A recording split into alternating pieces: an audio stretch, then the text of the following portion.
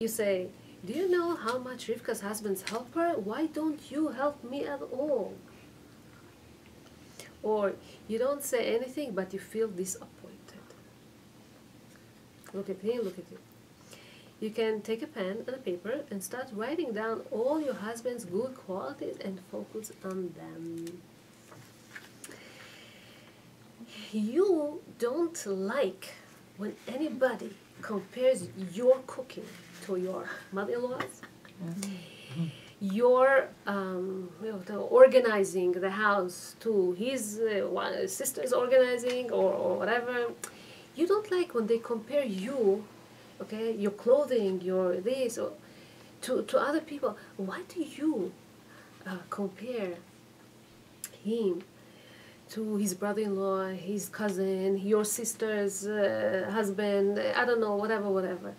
The way you don't want people to judge you, to compare you to other people, you don't do the same to him. And jealousy is something very, very hard. It's not easy. Woman can sit at home. She can be living in the most beautiful house, okay? But if she knows that somebody has something more than her, she starts feeling upset, and that's not fair, and how come, and how can I get this also, and stuff like that. Go to people's house and think, oh, she has this lustra and I don't, and she has this kind of, and she has this. You sit and making yourself upset. We know that always the grass of the grass is always greener. It's always greener, right? So go if your family, is a very competitive family, like they always, I got this watch, and I got this mink coat, and I got this jewelry, and I got this, and then you come home and you kill yourself why they have and why we cannot afford yet. So maybe don't go so often to places like that. When you come back home, you always feel bitter and upset, and why they're able to afford, why we cannot able to afford, right? So better to find yourself good quality friends that won't be so judgmental and competitive and stuff like that, because you want to stay healthy and normal. You have any comment? No? It was interesting. It reminded me of somebody, like when we look at somebody else's side, it's like looking at a recipe of somebody else's life. So it's, if I'm jealous of this part of the recipe, like Chas v'Shalom, everybody has problems. Right. But do you want her problems or his problems? Right. You shouldn't be. It's a package deal. It's a package deal. Right. It's true. It's true. You're sure that your husband doesn't appreciate you enough. Therefore, you feel like it's very hard for you to go to work every day and do all the housework happily. Okay? Your reaction. A lot of women feel they feel frustrated that their husband don't understand. You ask your husband to help you out so that he will see how hard the work is and thereby appreciate you. B, you cry and complain all day long. C, you strengthen yourself and work on your positive thinking. Yes. Hashem installed in a man a lot of mercy towards his wife, and a lot of affection, a lot of, it's very, very deep, and it's very, very strong. It says, Yasis alaych Elohaich kimsos chatan al kala. They say that the groom is happier with the bride than the bride is happy from the groom. Well, is that At the wedding? Yeah, that's what it says. And Hashem created you. Huh? Why is that? Huh? Why? it's only at the wedding, or? The time of the wedding. Yeah, that's what it says. Kimsos chatan al kala. Men are more happy with the fact that they have a wife. It says, so Hashem created you.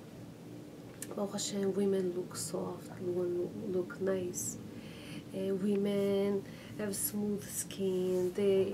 Their voice is much clearer, and there's a woman, Baruch Hashem, has all these qualities, and men feels special feeling towards her, pity on her also.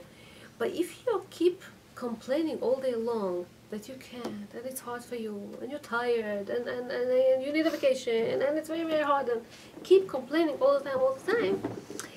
So, don't play too much on the strings, because they will wear out afterwards. Because he hears it all the time, he won't pay attention to what you say. If you keep it for really the time that you really, really need it, it's better. And number 6, your husband came home really late. We spoke about this last time when we were here. Your reaction when he comes late, really late. There's no reaction, you're already sleeping. Oh, wait till the next morning. Oh, wow. What's the reason? Huh? What's the reason? Yeah, depending on why. What's the reason? You start yelling at him that he never informs you about anything, and that he always helps everyone except for you. I guess somebody needed his help in his job, and or on his way home, or he had to go into his mother first, or whatever.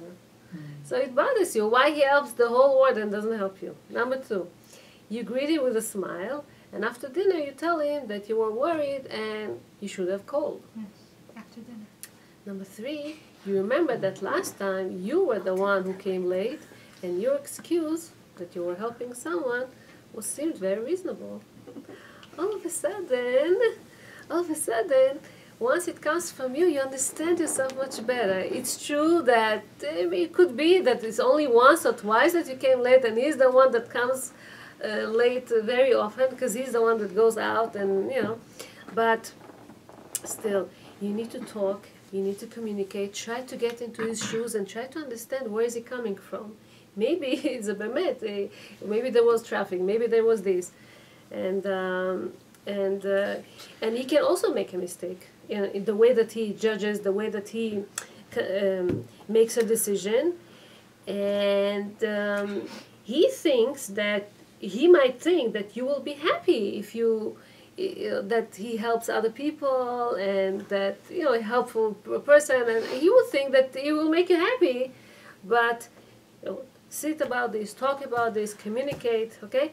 These are very important things to do. So we spoke about testing ourselves, and now I want to speak a little bit about communicating skills. So when we discussion is supposed to be a pleasant experience, not something that you're stressed out and you don't want to be there because you know that you're going to get on top of your head now.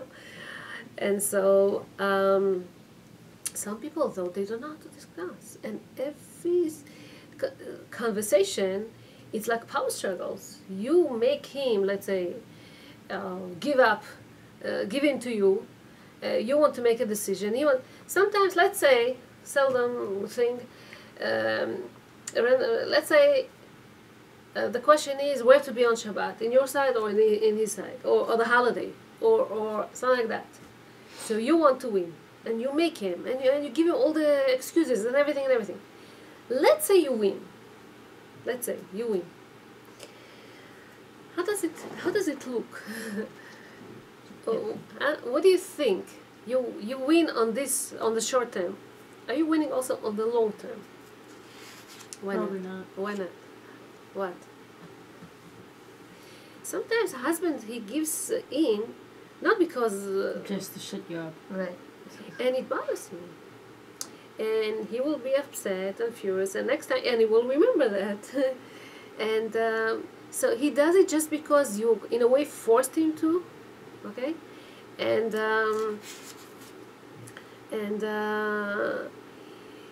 you used pressure here because of this and because of that, and what? And the relationship afterwards won't be so great because you made him. They have this joke. I think it's a joke that people know. There was this guy that had a horse, and he wanted to teach this horse how not to eat too much of his hay. So every day he gives him a little bit less, a little bit less, a little bit less, a little bit less. And he's like, you don't have to feed them so much. Until one day, he put him only one there. The horse ate it. The next day, he says, okay, let's try and see if I don't give him anything at all. They passed. Everything was okay. But the next morning, this horse died. So sometimes you can teach somebody a lesson, but what are the repercussions? There's a lot of consequences afterwards. So they say that the evil inclinations likes very much whenever there's power struggles and fights and arguments between husband and wife. They say that he's dancing from happiness whenever such a thing happens. So you try, think, is it very important to me? How can I make... Now, when you want to convince your husband on something, okay, we said the woman has binah yetera. You have to be very smart because you can do it. Just the way that you do it. There's this famous story, old story about two people that were married to one another, Chassid and Chassidah. That's how they describe it in our sources. So they were married with each other for many years, didn't have children, and they say to themselves, "What's the point? Well, Hashem doesn't enjoy us when we married and no continuity." So they decided to divorce. This Chassid got married with a wicked woman, and this wicked woman, took him out of the way, made him wicked also. And his wife, the Chassidah, she got married with a wicked man also, but she made him become Chassid. Because the woman, we know that she has a lot of power, how to make him think the right way, how to make him... We know that, you know how when Rachel got married with Rabbi Akiva, you know the story, Rachel, Rabbi Akiva? He was a 40-year-old man. He was Shepherd. He was a shepherd. He was a son of Gerim, of converted Jews. Nothing special. He didn't know anything. Didn't know Aleph Bet even. And she was a very important family. Her father was rich. Okay, she told him, "Would you?" She saw obviously good qualities in him. She asked him, "Would you learn Torah? If you would learn Torah, I'll marry you." He said yes. So then they got married. Now, he needs to go to study Torah. So fine, where do you go? Where's the university? Or where's the school or college or wherever? No school or college. Well, how do I learn Torah? You have to go and start from scratch with 3-year-old kids that learn Aleph Bet. A 40-year-old will go and study with 3-year-old kids? Why, are you making fun of me? What people are going to think about me? Do you know? You know the story? Yeah. No, I've never heard of it. I heard this stuff. So, she didn't know what to do. She got married to him in one condition, that he's going to study Torah. But he says, listen, I can't this way. If there would be a reasonable school, I would go, but I cannot study this way. Well, you want me to study and then to go to first grade and second grade? I'm 40-year-old. I'm not a little kid. You know, she had all the reasons to scream, to divorce. She got married to him for one reason. And it doesn't fulfill this reason. But she wanted to be smart. So she did it, it's amazing how she did it in a smart way so that he would go and learn Torah. Her father, he was a very rich man, had a very old donkey that was sick donkey. He was limping. His skin was not healthy, and the shepherd that took care of all his estates and all the sheep that he had, he saw her once and he told her, you know something, take this donkey, maybe you can sell it, have some income. So she goes with her husband to the market to sell this donkey. people see this donkey. You know what happened? On the way, as he was walking, this donkey, he was limping, right? He fell on his back, and in the back he had a big wound.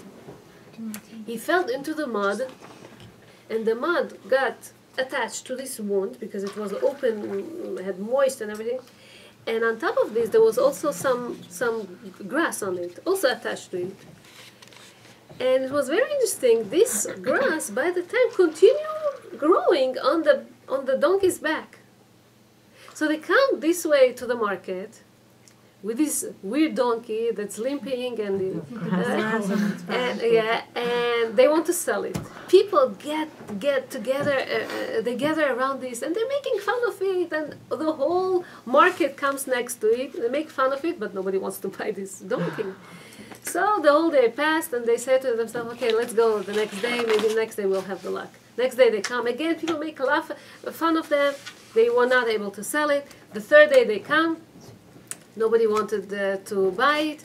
But the fourth day, people, okay, we heard about this already, about this donkey. We saw it. They didn't gather anymore around this donkey anymore. Rabbi Akiva thought about this, and he said, people talk, but how long would they talk? 1 day? 2 days? 3 days? They'll get used to it. This is how he decided that he goes to study Torah. She didn't force him. She didn't tell him, hey, that's not fair. I got married to you just because of that. She didn't make demands. She didn't, right?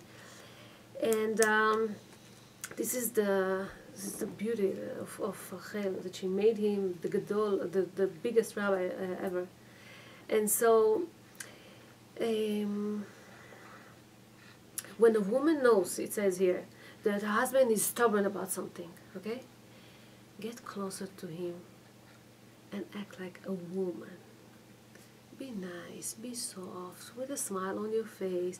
These things will work much better than, I'm upset, that's not fair, and stuff like that. That's what they say. That's what they say. Number 2, to know how to, if you have any comment or you want to advise him something, how do you comment your husband something? Very important to know how to do it in a way that is going to be useful, okay? So whenever there is a mutual appreciation between husband and wife, this is when it's going to work out. The opposite of mutual appreciation is arrogance. I decide what's good for me, and I will tell you what's good and what's not good. This, of course, whoever appreciates himself and is very, very arrogant, right? It's not going to work out. You cannot influence this way. And the opposite, you're going to look for defects to promote yourself and how important you are and how you know better than anybody else, and to show your advantages. It's not going to work out. People criticize and they don't realize that they criticize. There was this man, right? He comes into the house, and his wife, she was frying some eggs in the kitchen. He comes to the kitchen and he said, be careful, be careful. She's like, what happened? You have to be careful, it's going to burn, it's going to burn. And she's like, what?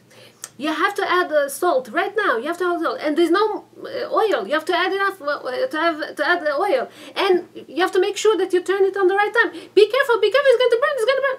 She's like, what are you talking about? I know how to make eggs. Get out of here. I know what to do here. She says, yeah, I know how it is, you know how to make eggs. So why do you bother me? I just want to show you how I feel when you sit next to me when I drive. We don't pay attention. Be careful. Don't go to this side. You don't see that little boy over there. You don't see that car, right? So. But sometimes you're genuinely worried, right? Like what? Like when he's not coming home, or what? Oh no, like let's say when he's driving specifically, you're like, you would like want to tell him, oh my God, like you know he sees them, but you're like, just in case he doesn't see them, I want to tell him. You know what I mean? I don't say that I don't make these mistakes. I'm just saying that we don't pay attention how much we criticize during the day. It's unbelievable. So this is criticism. We know that. When we come to read about Korach, okay, his wife kept always criticize him. You're nothing. Look at you. Look at Moshe. He became the president. He became this. He became that. You're nothing. You're nothing. You're nothing. She didn't really. She didn't really give him any solutions. Didn't offer any solutions what to do about this or how to work on it. She just told him, "Oh, you have to do this and you have to do that." When the wife of On Ben Pelet saw that really nothing, her husband is going just to lose from it, she tells him, "Listen, you're not going to gain from this anyway. It's not your dispute. Don't be part of it." And she helped him. She told him, "Listen, if you want, I have my tricks how to make sure that you won't be in this dispute." She's, sitting in the opening of her tent, was combing her hair so that people will not get inside and won't bother him. So she was smart. She knew how to save her husband. When we have to comment something, don't attack him the minute that he comes home. We said that. Imagine to yourself, you have to give a comment to your boss. How careful you will be when you have to tell him something. Soon it's going to be Purim. Think about Esther HaMalka going to the chambers of Achashverosh. Achashverosh, not that he was a stupid or wicked. He was a man that had all kind of problems. He wanted to feel that he is very important because he took the throne from Vashti. He was nothing special. And because he wanted to feel special, he made himself a new capital city, Shushan. Nobody knew about this capital city before. He spent so much money, he made so much parties, so that people would think that he's very, very important. How does Esther give him the respect that he needs? See how she slowly, how she's so gentle with him, how she keeps telling him. And this crazy man, he told her, I'll give you half of the kingdom. Yeah, whatever you want, I'll give you. When a man feels that he's getting from his wife what he wants, he'll give her everything. And to think about all his positive qualities, all his good qualities, so that you are going to get to the point from a positive way. And to pay attention to the tone of your talk, how you speak. The last thing that it says here, and we'll finish with that, is to accept rebuke. We know how to give, not a problem, but are we able to accept rebuke? When a husband, rebukes his wife, and it's hard for her to accept it, you have to tell him, "Thank you for letting me know. Okay, I agree or I disagree," but you have to accept it in a way that you thank you for commenting it. It's very important. She has to let him tell him something that bothers him, because if not, he will be furious. He will be upset. You have to let him also not steam out, but tell it in a way so that let's say you put too much salt in his food. He's not allowed to eat so much salt. And he tells you, and you are, what do you mean? And you get, let's say, upset from the fact that he tells you that. He doesn't try to hurt you or something. He knows you have very good skills of cooking, but he has to have a way of saying to you something that it's for his health. It's important. It's not. And to listen in a quiet, all the way to listen to him. Don't interrupt what he says. Let him finish what he says. And this is a little bit with the differences between man and woman, and communication, the right communication. Next time, B'ezrat Hashem, because I try to build it slowly. Next time is the shiur that we're going to speak about. So, what is the ultimate relationship between husband and wife? Everybody speaks about love, and we want to know how to get to this love. There's all kind of levels in love. Rabbis in the Talmud give all kind of levels in relationship also. There's all kind of married people live all kind of ways. We're going to speak about all this type of relationship between men and women, and how to get to this ultimate, Bezrat Hashem, best kind of love that could be between man and a woman. Thank you. Thank you. Let me